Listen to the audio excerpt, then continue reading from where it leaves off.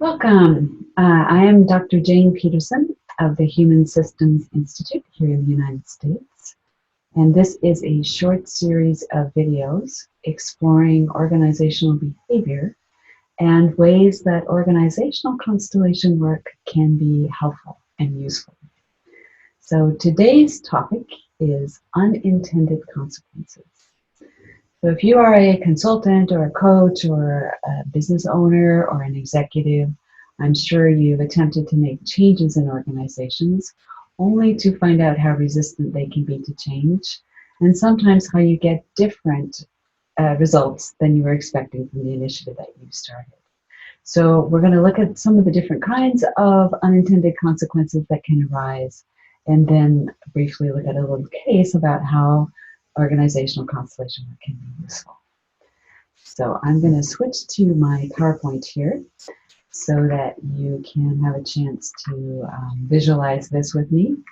So many of us plan carefully, we stack up the pieces, we've got our change plan going, we have a lot of confidence in it, and like this fellow in this famous cartoon here, we give it a shove and get it started and assume that everything is going to go according to plan, only to find out that we hadn't anticipated something, or there's a different pattern emerges, and we end up with an unintended consequence and not the result in our organization that we're hoping for. So this is a common problem, and so I'm going to ask you a question. What is it that we manage in organizations? What are we really doing? Of course, managing stocks and flows of goods and services is an important part of what happens in an organization. But all of those stocks and flows have to be dealt with by human beings. And to quote that famous saying from Minnie Subway's Mind the Gap, what we manage in organizations are relationships. And that is where a lot of the complexities come into making a change in an organization. If it was just physical things that we were managing, it would be a lot easier. But we're managing something really complex. And I like to say that relationships in organizations are more like a game of Twister. And they're complex and they're unpredictable. The linkages and crossovers that we find, the feedback loops, often create situations that we don't anticipate and that derail our best efforts to create change. So this is such a common problem that there are even common names for the kinds of unintended consequences that arise in organizations. These consequences can either affect the actors, the people who, if you're the founder of a company and you make the change, it's certainly going to have an impact on you. It could have an impact on those that you've asked to make the change, even on bystanders. So just for fun, here are some common unintended consequences. And you might see if you either recognize yourself in this, or perhaps you recognize the group that you work with here. So the first one we're looking at is accidental adversaries. How many partnerships do you know of where they started out with the best of intentions and ended up at each other's throats? Something went awry and they've become accidental adversaries. It's also very common, especially in larger organizations, to see groups of people who are working for the same company competing. So perhaps there's a limited budget and each department is trying to survive. So different ends are being served, but the goals end up in competition rather than being synergistic and helping the organization. Escalation is a common problem. We've all seen that from the Cold War, the famous Cold War between Russia and the United States, where more of the same creates more of the same. The more one side armed, the more the other side armed. We also see another one called growth without investment. This is a common problem for state and local governments where or a company I was in where they had great marketing goals, but they didn't put in the foundation of the infrastructure and the investment in order to make that happen. So that actually they weren't able to get the growth they were looking for. Limits to growth is another common problem. You can be investing in the infrastructure but not have that there's a constraint there that you hadn't anticipated. For instance, you can have a great idea for a product, but perhaps there isn't really a very large market to it, and there's a constraint that wasn't anticipated. Shifting the burden is one that we're all familiar with now.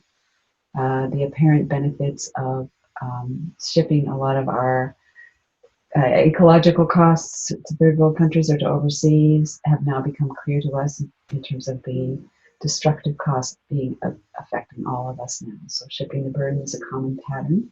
It happens within organizations as well as at a global scale. Another common pattern is short-term better, long-term worse. And this one is a great descriptor for many of the larger governmental initiatives. For example, in the summer, the homeless problem is worse. We open up more beds, but we don't actually solve the problem by creating more shelters. We don't solve the problems that generate homelessness. So we're just responding to perhaps a more visible problem that's seasonal without really addressing the deeper causes for that problem. And many of us are familiar with success to the successful. A lot of systems are set up so that winner takes all and loser gets nothing. It's a zero-sum game. The final one I have here is tragedy of the commons, where we optimize one part of a system but end up destroying the whole thing. So these are just some teasers. There's lots of different ways that companies and organizations can get into trouble by trying to solve a problem and yet creating more problems for themselves. So, complex systems require a systemic view. We really need to have a different way of looking at systems when we're trying to find out if we're dealing with an unintended consequence. This is hard to do when you're part of the system yourself. So we need tools rather than binoculars that help us really be able to see what it is that we're making together by the changes and actions that we do inside an organization. So here's a little case for a small company, a startup company. There was a founder and a co-founder. There was a minor investor and a major investor.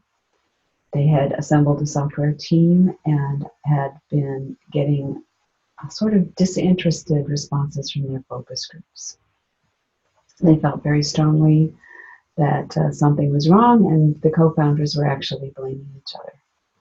So they came in conflict, thinking that it was each other's fault, and there was a lot of tension on the team as to whether or not they would be able to pull it off. So what we did in creating this image is we asked the owners of the company, the founder and the co-founder in this case, to show us using a spatial relational approach where both they and the other elements of the system stood in relationship to each other. So by creating a kind of social field map, a map of the relationships inside the company, we were able to see the problem that we have here, which is one founder in the day-to-day grind of things has gotten very tied up in developing a prototype and managing the software team. The other one is dealing with the major investors. And they have a very different view of the situation at hand and what needs to be done. Meanwhile, only this one lonely little investor over here is actually looking at a focus group. This is the only representation of the client that was part of their initial description. So we have a little problem here. And in working through the different elements here, we were able to help these two remember why they were creating this company, what the value was that they thought they were providing for customers. And in doing so, they regained their enthusiasm for what they were doing. They were able to approach their focus group with a real sense of conviction that they had something genuine to offer, which interested the consumers. They were also able to bring both the investors and the software team and the prototypes they were building into a unified focus on what it is that the whole company was trying to do. So this took us maybe an hour and a half to do.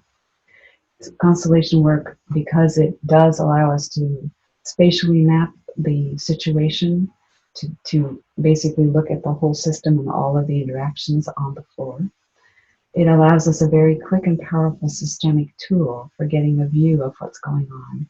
And when we've made an unintended consequence, in this case we had accidental adversaries in competing goals, finance versus the prototype operations, we're often able to find solutions that are beneficial to the whole company, that allow people to work out differences effectively, and we can do it very efficiently, very quickly. So it's a great tool for you if you're a consultant, if you're a coach, if you're a business manager yourself. I will be teaching an online constellation training program. It starts July 12th. There's an early registration discount through June 30th. Here is the link. It's basically a bit.ly link, 2019 OC online course. So join us if you would like to get this tool for yourself. Do something fun and important with your summer. So I hope to see you online, and that you feel free to reach out with questions. We're the Human Systems Institute, and happy to hear from you. Thank you so much.